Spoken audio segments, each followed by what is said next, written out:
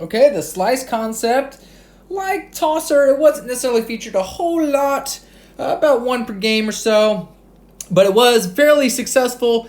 Half of its targets finished in success, averaging 8.58 yards per target. Again, it didn't set the world on fire. This is one of its better reps because it went for a touchdown.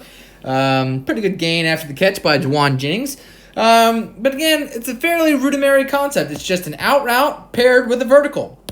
And because of that, even though it is so basic, it can beat numerous amounts of coverage. So what Missouri does here, it's some type of man blitz. It's either a man blitz or a very, very, very soft shell zone. Easy for me to say, right? But blitzer,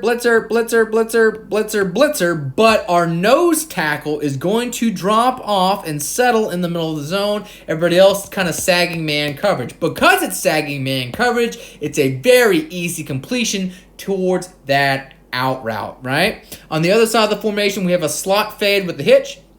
Pretty basic combo, but because they're playing off, you don't necessarily want to try that fade deep, but that out route is a much easier completion against sagging man or zone coverage. So cover 3 is more susceptible, or cover 1, man, single high, whatever, they're more susceptible to out-breaking routes towards the sideline because this guy is bailing deep, and there's a lot of it's basically a foot race towards the sideline. Him versus him. Who's going to get there first? Because we know where we're going. We have the advantage, and that's exactly what we do.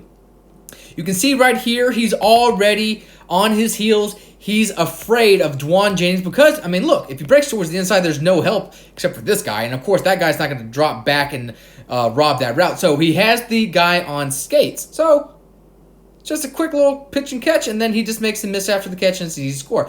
But Tennessee, half of these looks were successful in the year. Again, 50% success rate. Not overly featured too often. 1.48% play share on the year.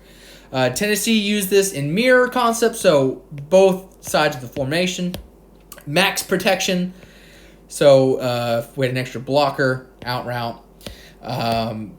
Again, pretty basic. And if this was cover 2, we have a bump curl too deep. There's going to be a nice turkey hole, as John Gruden likes to say, between the deep half safety and the hook curl defender. So that's usually where that vertical comes into play. It also comes into play against man coverage. If it's bump and run coverage, you want to get behind. But of course, since they're playing so far back, it's just easy pitch and catch for that out route to Juwan Jennings.